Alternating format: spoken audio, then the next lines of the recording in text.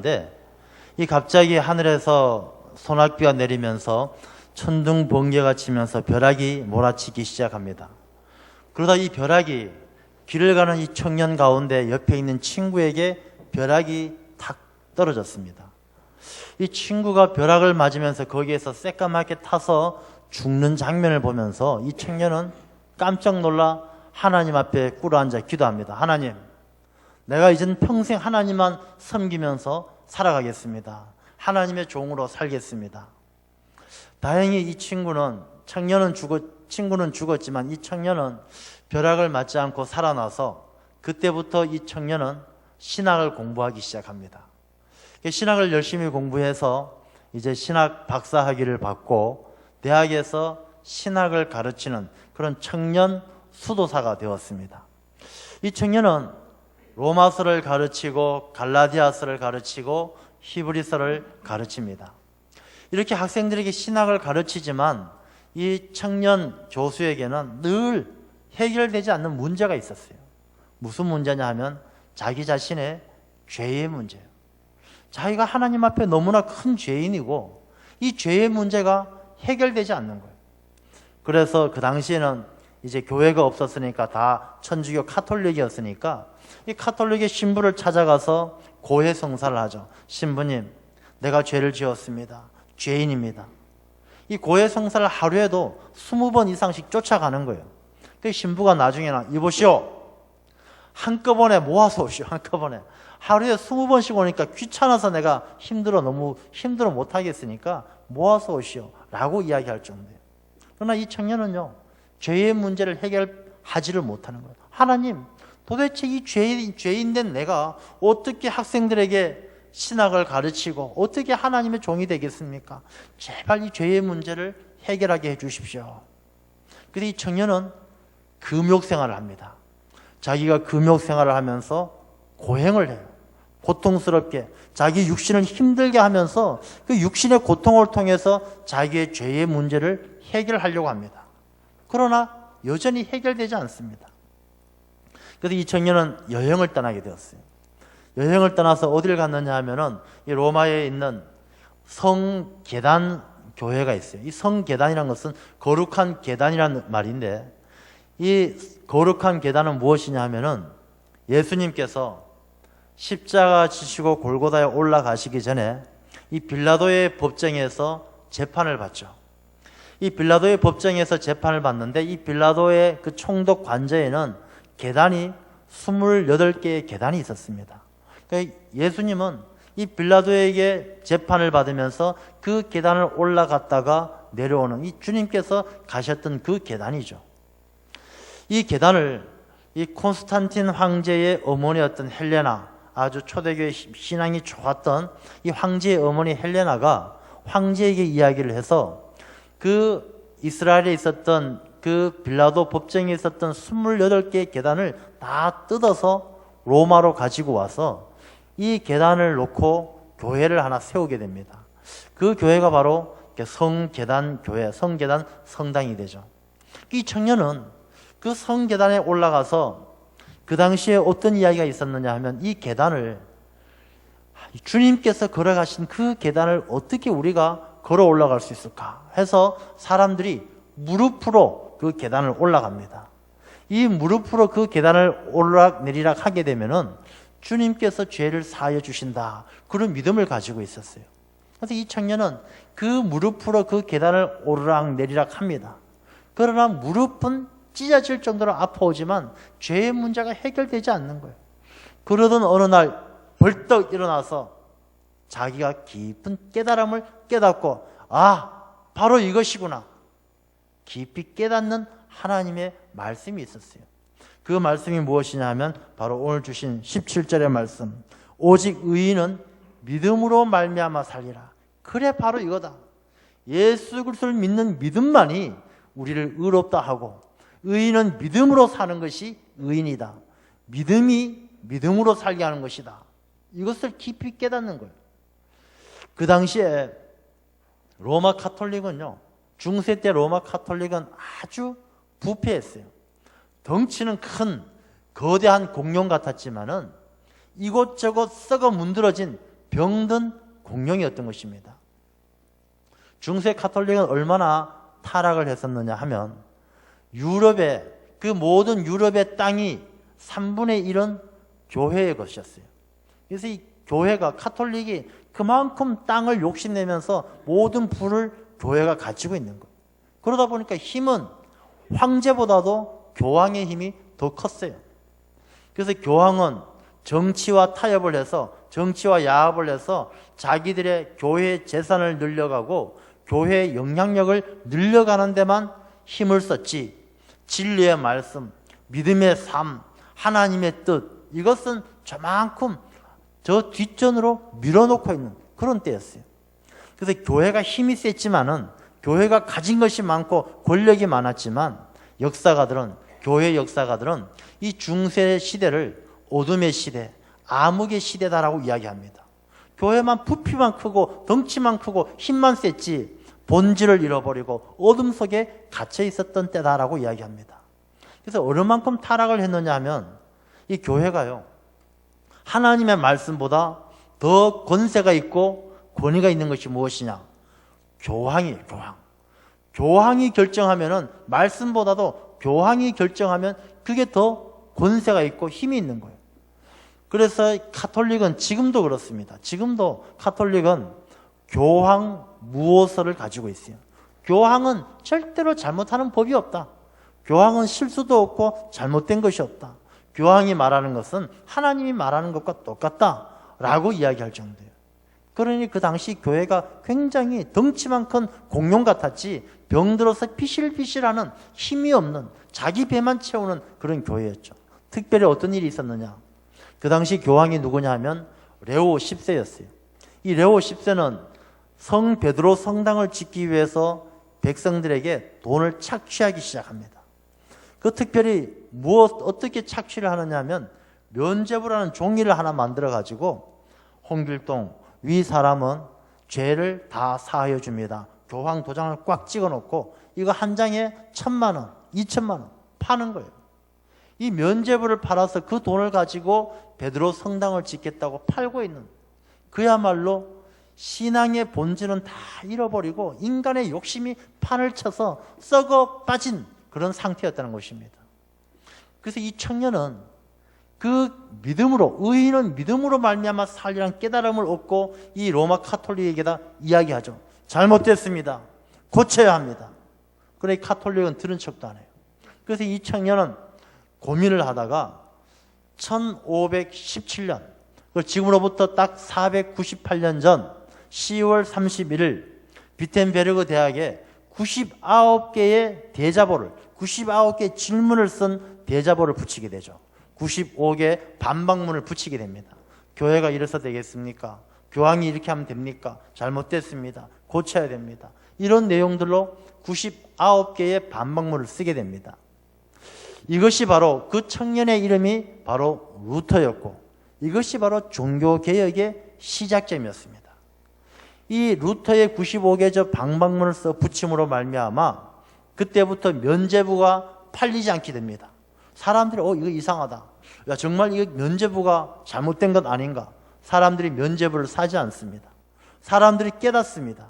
그래서 스위스의 쥐빙글리, 또 제네바의 칼빈, 이런 많은 종교개혁자들이 이 루터의 종교개혁에 동조해서 잘못되어졌다, 고쳐져야 된다 라고 종교개혁의 깃발을 높이 들게 됩니다. 그것이 바로 10월 31일이었기 때문에 오늘날의 교회가 10월 마지막 주일을 종교개혁주일로 지키고 있는 것입니다. 오늘이 바로 종교개혁주일이에요. 어떻게 보면은 우리 교회의 생일이기도 하다라는 것입니다.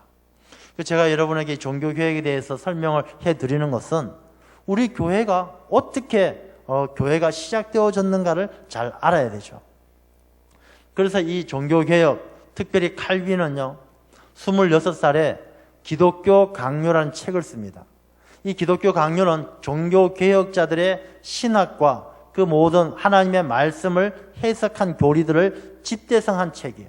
그래서 이 기독교 강요는 하나님 중심, 성경 중심, 그 다음에 예수 중심, 교회 중심, 이렇게 이 기독교 강요가 쓰여지고, 이 기독교 강요가 오늘날의 우리 장로교가 태동하게 되는, 칼빈의 기독교 강요, 칼빈주의가 오늘날의 장로교회가 생기게 되는 그런 원류가 된다라는 것입니다. 우리가 이렇게 해서 이 종교개혁이 여기까지 와서 개혁교회를 만들어 왔는데, 우리가 이 종교개혁을 잠시 한번 더 생각해 보아야 합니다. 종교개혁 처음에 이 종교개혁가들이 슬로건으로 내세웠던 게 무엇이냐면 솔라 그라티아. 이 그라티아가 뭐냐면 은혜입니다. 은혜. 오직 은혜. 우리가 신앙생활, 믿음생활이라는 것은 오직 은혜, 하나님의 은혜로 시작되어지는 것이다. 여러분, 우리가 구원받고 하나님의 자녀가 되는 것은 내 힘과 내 능력 때문이 아니란 것입니다. 로마의 카톨릭은요, 면죄부를 사야만이 죄를 사함받고 자기가 이 교회에 충성하고 교회 덕을 쌓아야만 구원받는다. 이게 아니란 것입니다. 우리가 구원받고 하나님의 자녀가 되는 것은 전적으로 하나님께서 우리에게 값없이 주신 선물이기 때문에 우리가 하나님의 은혜인 것을 깨달아 알아야 된다는 것이 종교개혁의 시발점 중에 하나다라는 것입니다. 여러분, 은혜를 모르게 되면 사람이요, 겸손하지 않습니다. 하나님의 은혜를 모르면 사람이 겸손하지 않을 뿐만 아니라 감사를 모르고 살아가는 거예요. 우리가 개혁되어지고 변화되어지기 위해선 우리가 하나님의 은혜를 깊이 깨달아 알아야 되는 것입니다. 우리가 오늘날 이 500년이 지난 오늘날 현대교회도 마찬가지입니다. 여전히 우리 교회는요, 계속 끊임없이 개혁되어져야 돼요. 개혁이란 것은 완성형, 완료형이 없어요. 이 생명이란 것은 끊임없이 자꾸 변화되어져 가야죠. 생명은 자라나고 더 발전해 나가고 계속 끊임없이 개혁되어져 가야 되는 것이죠. 우리 교회가 마찬가지입니다.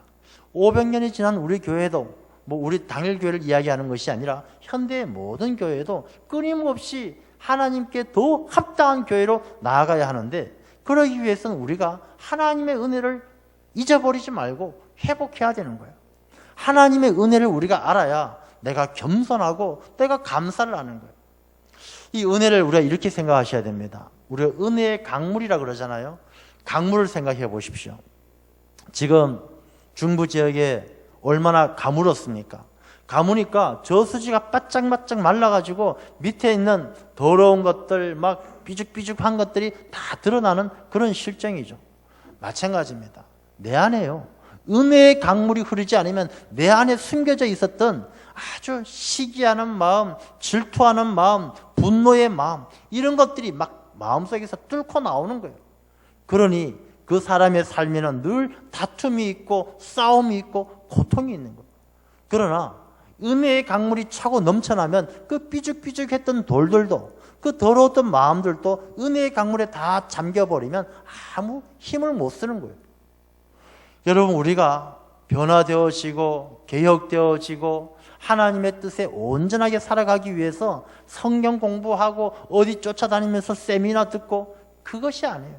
내 안에, 내 심령 가운데 먼저 은혜의 강물이 철렁철렁 넘쳐 흘러야 내 마음에 남을 찌르는 뾰족한 돌과 같은 분노, 내 마음에 있는 가시덤불, 이런 것들이 은혜의 강물에 다 잠잠히 잠겨져서 사라져야만이 우리의 삶이 온전히 하나님을 기쁘게 하는 삶이 되어질 줄로 믿습니다. 우리 종교개혁주의를 맞이하는 이때에 내가 정말 내 삶이, 내 심령이 은혜의 강물에 잠겨져 있는가? 내가 은혜 가운데 겸손하고 은혜 가운데 감사한가? 돌아보면서 내가 은혜 충만한 삶으로 더욱더 새로운 피조물로 거듭나는, 개혁되어지는 우리들의 삶이 되어야 할 줄로 믿습니다. 그 다음에 이 종교개혁 때 슬로건이 또 하나가 무엇이냐면 솔라 스크립투라, 오직 말씀으로, 하나님의 말씀으로. 왜냐하면 이 카톨릭, 이 종교개혁이 일어났을 때 이 당시의 삶은요, 하나님의 말씀이 그들의 삶의 기준이 되지가 않았어요. 그들의 기준은 뭐냐? 어떻게 하면 내가 많은 부를 차지할 것인가? 어떻게 하면 내가 힘센 권력을 가질 것인가? 그게 그들의 삶의 기준이었어요. 교회 카톨릭의 기준이었고 교황의 기준이었어요. 하나님의 말씀은 저만큼 뒤로 떨어져 있었어요. 하나님의 말씀보다도 교황의 말이 훨씬 더 권위가 있는 그런 시대였던 것입니다. 하나님의 말씀은요, 성경 가운데 기록하기를 하나님의 말씀은 하나님의 영감으로 기록된 하나님의 뜻이 담겨져 있는 하나님의 말씀이다라는 것입니다. 여러분, 우리의 삶이 온전히 세워지기 위해서는 말씀이 중심이 되어져야 하는 거예요.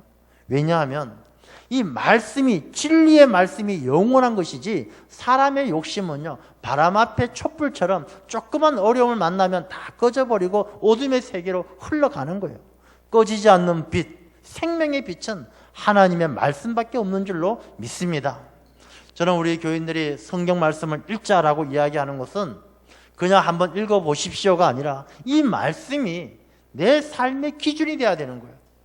이 말씀이 내 삶의 기준이 되어지고 그 기준이 되는 하나님의 말씀을 따라 한 장 한 장 벽돌을 쌓아가듯이 우리가 삶을 살아낼 때 넘어지지 않는 든든한 거룩한 성전과 같은 내 삶이 되는 것이지, 이 기준이 잘못되어져 있으면 내가 살아가는 인생이 기울어지고 삐뚤어지고 다 넘어질 수밖에 없다라는 것입니다. 우리가 오직 하나님의 말씀, 이 하나님의 말씀은 진리이고 내 삶의 기준이 되어질 때에 그 말씀대로 살아갈 때 내 삶이 개혁되어지고 예수 그리스도 안에서 새로운 피조물로 하나님을 기쁘게 하실 줄로 믿습니다. 그리고 세 번째 진짜 중요한 것이 바로 오늘 이 말씀, 오직 의인은 믿음으로 말미암아 살리라. 솔라 피데, 오직 믿음. 이 오직 믿음으로 산다는 게 과연 무엇일까? 여러분, 성경 말씀은요, 겨자씨만한 믿음만 있어도 산을 옮길 수 있다라고 그렇게 말씀을 합니다.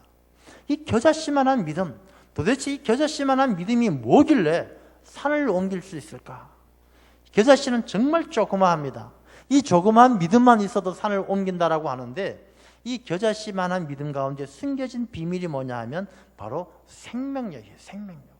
이 겨자씨가 조그마하지만, 정말로 좁쌀만 하지만은 그 안에 생명력이 있기 때문에 이 겨자씨가 나중에 자라면 어마어마하게 큰 나무가 되는 것처럼 그 안에 있는 생명력이 있는 믿음은 능치 못할 일이 없다는 것입니다.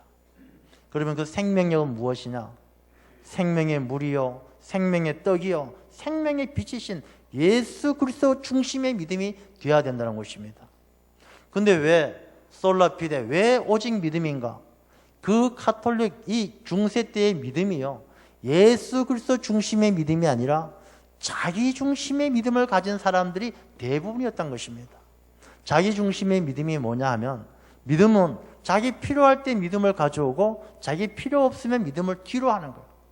자기가 믿는 그 믿음은, 이게 일이 되려면은 믿음도 있어야 되지만 돈도 좀 있어야 되고 사람도 좀 있어야 되고, 이 믿음은 그 중심에 자기가 있어서 믿음 플러스 이것저것 다 끌어다 붙여서 자기가 원하는 믿음을 만들어내는 그런 믿음이 있었기 때문에, 생명력이 없는 자기 중심의 믿음을 가지고 있었기 때문에 오직 믿음을 회복해야 된다라고 외치는 거예요.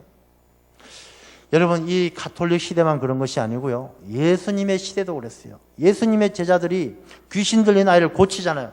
고치려고 애를 쓰고 기도하고 귀신아 물러가라.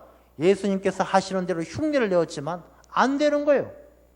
예수님이 오셔서 고쳐주시고 제자들이, 예수님 왜 우리는 이게 안 됩니까? 이 믿음이 적은 자들아.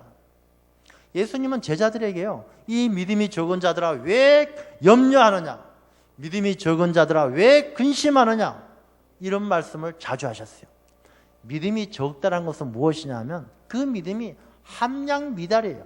그 믿음이 있어 보이지만 그 믿음이 하나님의 역사하심이 일어날 수 있을 정도의 그 믿음이 못 된다는 것입니다.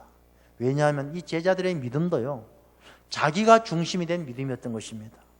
그들이 예수님을 믿는 믿음이 어떤 믿음이냐, 예수님이 이 나라를 독립시키고 왕이 되면은 내가 한 자리 차지해야지, 그런 마음으로 예수님을 믿고 따르는 거예요. 예수님 따르다 보니까 예수님이 오병이어의 기적도 일으키고 죽은 자도 살려주시는데, 따르다 보면 예수님도 나한테 뭔가 하나 주시겠지. 이 믿음이 예수님의 생명력이 있는 예수님 중심의 믿음이 아니라 자기 중심의 믿음을 가졌기 때문에, 이 제자들은 함량 미달의 믿음을 가졌기 때문에 이 믿음이 적은 자들아 예수님의 질책을 받았다는 것입니다. 물론 이 제자들이 나중에 성령 충만해서는 또 충만한 믿음으로 사도의 사명을 감당하게 되지만 그 이전엔 그랬다는 것이죠. 여러분, 500년이 지난 지금, 종교개혁이 있고 나서 500년이 지난 우리 개혁교회, 우리 개신교, 우리의 모습 어떻습니까?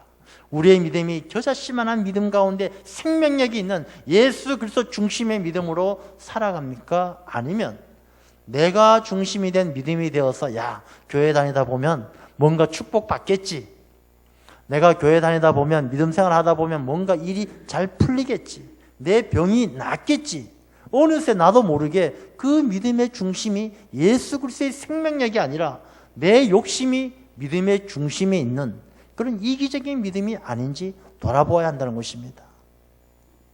여러분, 오직 믿음으로 살리라, 이 말은요, 가만히 생각해 보면 놀라운 비밀이 있어요. 오직 믿음으로 살리라, 이 말은 믿음으로 말미암아 믿음이 아닌 모든 것과 싸워 이긴다라는 그런 내용이 들어가 있는 것입니다. 사람이 그러죠. 야, 난 주먹으로 살 거야. 이게 무엇입니까? 내 주먹으로 다른 사람들과 싸워 이기겠다는 것이죠. 오직 믿음으로 산다는 것은 믿음이 아닌 모든 불신앙적인 요소들과 싸워 이기는 삶이 되어져야 한다는 것입니다. 믿음으로 산다는 것은 영적 전쟁 가운데 치열하게 살아간다는 것을 말하는 것입니다. 우리가 믿음으로 사는 것을 제일 싫어하는 존재가 무엇이겠습니까? 바로 사탄입니다.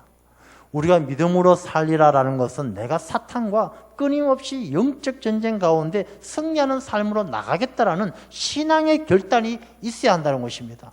내가 오직 믿음으로 살리라, 의인은 믿음으로 살리라 라는 것은 그래, 믿는 게 좋은 거야, 난 믿어야지 라는 소극적인 태도가 아니라 믿음을 방해하는 어떤 것들과도 싸워 나가서 승리할 수 있는, 믿음으로 말미암아 믿음이 아닌 모든 것들과 싸워 이기겠다라는 그런 신앙의 의지와 결단이 포함된 내용이다라는 것입니다. 사탄은 믿음으로 살아가는 사람에게 어떻게 방해하느냐 하면 첫 번째, 가장 방해하는 첫 번째 장소가 어디냐? 그 믿음을 가진 사람의 심령 속에, 마음 속에, 자기 자신이 가장 믿음으로 살아가는데 첫 번째 장애가 되는 거예요. 내 안에 있는 욕심, 내가 충동, 분노가 일어나고 내가 유혹에 넘어가고 하는 내 안에서 일어나는 분노와 충동과 유혹이 사탄이 내 믿음을 방해하는 첫 번째 방해 작전이다라는 것입니다. 여러분, 신앙생활 할 때 그런 일들이 많이 일어나죠. 내 안에 막 분노가 일어나고 충동이 일어나고 유혹에 넘어가려는 마음, 이것이 바로 내 안에서 역사하는 사탄이라는 것을 우리가 깨달아 알고 그것과 싸워 이기는 것이 1차 대전이에요. 우리가 내 안에 있는 이 악한 사탄과 싸워 이기는 것이 첫 번째 대전이고, 두 번째 사탄은 어떻게 방해를 하느냐 하면 세상 가운데서 우리를 핍박해와요. 어떤 집사님이 직장에서 회식을 합니다. 사장이 집사님을 불러서 야, 김대리, 김과장 술 한잔 해. 술을 받고 아유, 사장님, 저는 그리스도인이기 때문에 술을 못합니다. 무슨 소리야? 저 김 부장은 장로인데도 술 잘 마시던데 이 집사 주제에 술을 왜 안 마셔? 마셔. 세상은 그렇게 사탄들이 우리를 핍박해오고 조롱해오는 거예요. 거기에 넘어가서 아, 그래요? 뭐 장로가 마시면 집사님 나도 마셔도 되죠? 꼴짝꼴짝. 이것은 사탄에게 넘어가는 거예요. 우리가 믿음대로 사는 것을 방해하는 두 번째 2차 대전은 어디서 일어나느냐? 내 삶의 자리, 세상 가운데서 일어난다는 것입니다. 우리가 오직 믿음으로 사는 것은 그런 세상의 조롱과 핍박을 싸워 이겨내야 되는 것입니다. 그게 바로 우리가 믿음으로 살아가는 거예요. 세 번째가 중요합니다. 세 번째 3차 대전은 어디에서 일어나느냐? 교회 안에서 일어나요. 교회 안에서. 여러분, 우리가 교회 안에서 무슨 사탄이 있고 교회 안에서 무슨, 아닙니다. 사탄은요, 어디든지 있어요. 내 마음 안에도 있는데 우리 교회 안에도 사탄들이 역사하는 거예요. 교회는요, 사람들이 다 천사 같은 사람들이 오는 것이 아니에요. 다 상처 입은 사람들이 오고 위로받고 싶은 사람들이 오고 용서받기를 원하는 그런 사람들이 모이는 곳이 바로 이 교회예요. 그러다 보니까 이 사탄이 장난치기가 아주 좋은 거예요. 사람들 가운데 조그만 섭섭한 마음만 살짝 밀어 넣어주면 에이, 나 교회 안 나와. 믿음대로 못 살게 하기에 가장 좋은 데가 또 교회라는 것입니다. 교회 안에서 다른 사람에게 조금만 살짝 건드려주면 저분 교회 다니는 사람이 뭐 저래. 나 교회 안 다닐 거야. 나 신앙생활 안 할 거야. 사탄이 역사한다는 것입니다. 우리가 교회 안에서 사탄에게 넘어가지 않으려면요, 분별력이 있어야 돼요. 어떤 사람이 나에게 상처를 줬어요. 그 사람을 통해서 내게 섭섭한 마음이 들고 내게 상처를 주는 것이 이건 믿음대로 못 살게 하는 사탄의 방해 작전이라는 사실을 우리가 잘 알아야 되는 것입니다. 그 한 사람 때문에 난 교회가 싫어. 예수 믿는 사람 다 싫어. 예수님도 싫어. 하나님도 싫어. 이것은 사탄에게 넘어가서 패배하고 마는 거예요. 우리가 교회 안에서 특별히 더 우리가 영적으로 끼어 있어야 되는 거예요. 교회 안에서 사탄이요, 서로 미워하고 헐뜯고 험담하게 만드는 일들이, 믿음대로 못 살게 만드는 일들이 얼마나 많은지 모른다는 것입니다. 제가 전에도 그런 말씀을 드렸지만요, 심지어 목사님이 설교하는데 목사님 이빨에 고춧가루가 끼어 있어요. 그게 시험이 들어가지고 내가 저 목사님 설교 듣기 싫어. 나 교회 안 나와. 이러는 집사님도 계셔요. 제가 아는 분 중에 그런 분이 계셔요. 그게 다 사탄의 시험에 넘어가서 믿음대로 살지 못하게 하는 사탄의 방해 작전에 넘어가고 마는 것입니다. 여러분, 우리가 이 종교개혁주의를 통해서 우리가 교회 안에서나 사회에서나 또 내 심령 가운데서 방해하는 이 사탄의 세력들과 싸워 이기고 오직 믿음으로 살리라, 믿음으로 사탄을 이겨낼 수 있는 그런 하나님의 자녀들이 되어야 할 줄로 믿습니다. 아브라함 링컨이 남북전쟁 때 참모가 쫓아와서 대통령에게 이야기합니다. 대통령 각하, 이제 하나님께서 우리 편이십니다. 하나님께서 우리 편이시기 때문에 우리가 이길 것입니다. 이 참모는 아마 대통령이 칭찬받으려고 그런 말을 했겠죠. 믿음이 좋은 대통령, 링컨 대통령이니까. 근데 이 아브라함 링컨이 뭐라고 이야기했느냐면, 이 사람아, 하나님은 우리 쪽에도 계시고 저쪽에도 계시네. 중요한 것은 하나님이 우리 편이 아니라 우리가 하나님 편이 돼야 되는 것이네. 우리가 하나님 편이 될 때에 우리가 승리할 수가 있네 라고 이야기를 했다는 것입니다. 여러분, 믿음대로 산다는 것은 하나님이 내 편 되는 것이 아니라 내가 하나님 편에 서는 것이 믿음인 줄로 믿습니다. 내가 하나님 편에 서기만 하면 하나님께서 우리가 믿음대로 살아서 믿음이 아닌 세상의 모든 대적들을 싸워 이기는 승리의 삶으로 붙들어 주실 줄로 믿습니다. 우리가 개혁주의를 통해서 내 삶과 또 내 주변을 다시 한번 깊이 우리가 성찰하면서 우리가 보다 더 하나님을 기쁘게 하고 하나님의 뜻에 합당한 새로운 피조물로 거듭날 수 있는 귀한 시간이 되시기를 축원합니다. 기도하겠습니다. 하나님 아버지, 종교개혁주의를 통해서 또 오늘 주신 말씀, 의인은 오직 믿음으로 살리라, 이 귀한 말씀의 깊은 의미를 상고하였습니다. 아버지 하나님, 우리가 세상 가운데 휩쓸리고 또 내 마음속에서 일어나는 사탄의 방해 작전에 말려 넘어지는 삶이 아니라 믿음으로 말미암아 모든 대적들과 싸워 이길 수 있는, 믿음으로 말미암아 승리할 수 있는 하나님의 귀한 자녀 되게 붙들어 주시옵소서.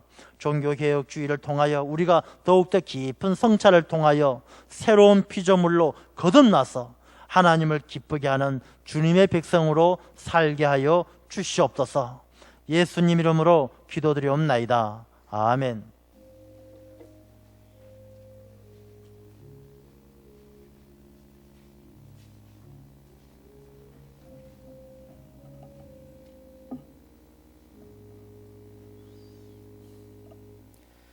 말씀을 생각하면서 찬송가 546장 찬양할 때 준비한 예물 하나님께 드리겠습니다.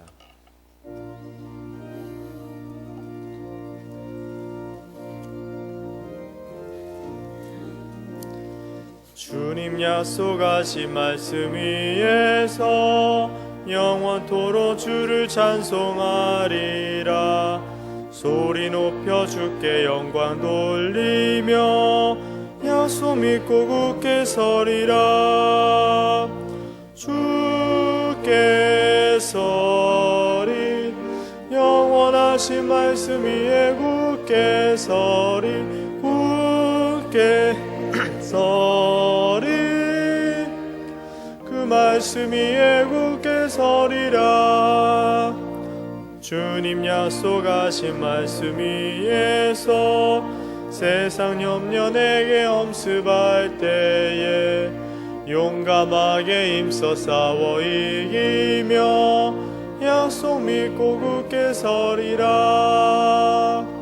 굳게 서리 영원하신 말씀 위에 굳게 서리 굳게 서리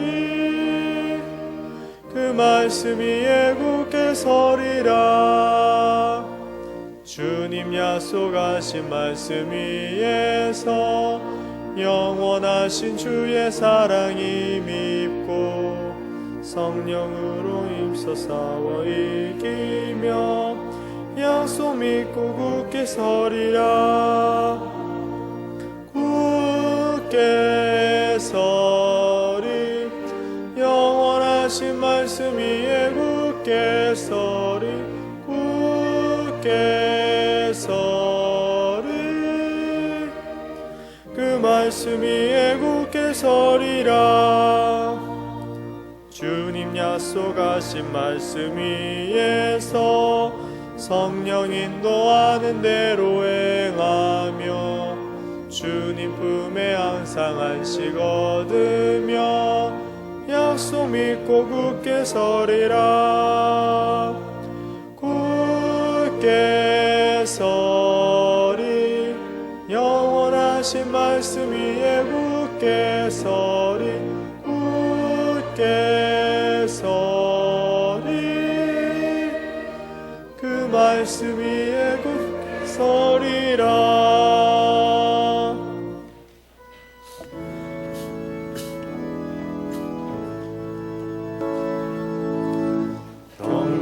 경배하라 내 영혼아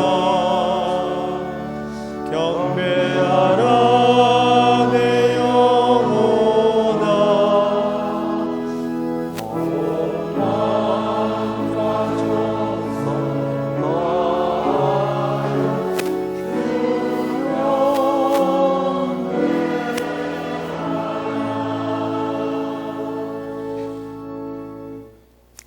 하나님 아버지 참으로 감사합니다. 10월 마지막 주일 이 좋은 계절에 또 이곳저곳에서 유혹하는 손짓도 많이 있지만 우리의 중심을 붙들어 주시고 아버지를 바라보게 하시며 거룩한 아버지의 집에서 영과 진리로 예배할 수 있도록 불러주신 그 크신 은혜에 감사와 영광을 올려드립니다.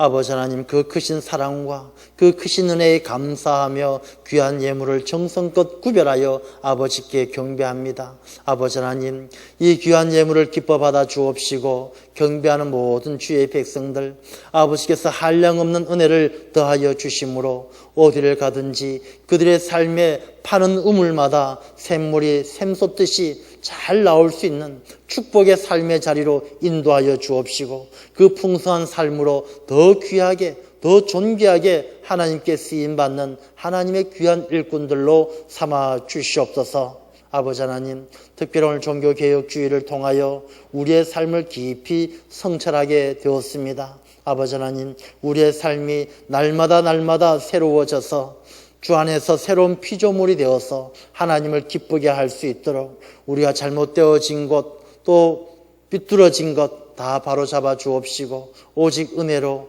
오직 말씀으로 오직 믿음으로 주님의 뜻에 합당한 저희들의 삶이 되게 주장하여 주시옵소서. 고통받는 자들이 있습니다. 주여 위로하여 주옵시고 많은 자들이 질병으로 고통받습니다. 아버지께서 어루만져 치료하여 주옵시고 사랑하는 가족을 먼저 떠나보낸 가정이 있습니다. 위로하여 주시고 주님의 크신 사랑으로 새 힘을 얻게 하여 주시옵소서. 우리의 모든 삶의 자리에 늘 함께 하시며 선한 길로 생명의 길로 인도하여 주실 줄 믿사오며 예수님 이름으로 기도드리옵나이다. 아멘. 할렐루야. 네. 성경 일독, 성경 말씀 많이 읽고 계시죠? 대답이 어떻게 좀 대답이 자신이 없는 것 같습니다. 우리 10월 달에 이제 다 갔습니다. 이제 11월, 12월 2달 남았는데 지금까지는 바쁜 일이 있어서 성경 말씀 읽기에 집중을 못 하셨더라면 이제 11월, 12월 남은 시간 동안이라도 더 집중해서 하나님의 말씀을 깊이 상고하시면 또 하나님께서 우리 다가오는 새해에는 더 축복의 길로 또 더 아름다운 삶의 길로 인도하여 주실 줄로 믿습니다. 그래서 말씀 읽기에 힘써 주시기를 바랍니다. 잘 하실 수 있죠? 예, 좀 잘 말씀 읽는 일에 힘써 주시기를 바랍니다. 우리 옆에 계신 분들과 함께 인사 나누겠습니다. 믿음으로 삽시다. 인사하겠습니다. 믿음으로 삽시다. 찬송가 620장 1절 찬양 후에 담임 목사님 축도로 예배를 마치겠습니다.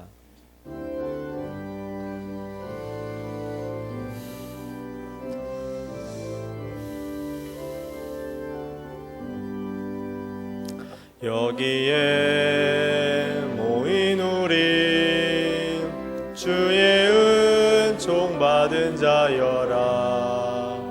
주께서 이 자리에 함께 계심을 믿노라.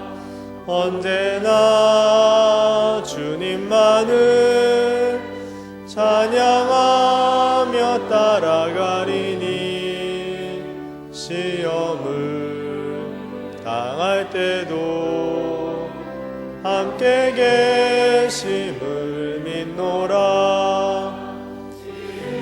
더욱 굳세라. 주가 지켜주신다. 어두운 밤에도 주의 밝은 빛 인도하여 주신다. 우리 주 예수 그리스도의 무한하신 은혜와 하나님의 끝없는 사랑하심과 성령님의 감동 감화 역사하심이 종교개혁주의를 통하여 우리의 삶을 깊이 성찰하고 오직 은혜, 오직 말씀, 오직 믿음으로 하나님의 뜻에 합당한 삶의 자리로 나아가기 원하시는 모든 주의 백성들과 그들의 가정과 생업과 기도하시는 모든 일들과 하나님의 도우심을 사모하는 이 땅에 소외되고 연약한 자들의 삶과 하나님의 치유하심을 간절히 원하는 지치고 병든 자들과 북녘의 우리 동포들과 우리의 조국 대한민국 위에 지금으로부터 영원히 함께하여 주옵시기를 간절히 축원하옵나이다. 아멘.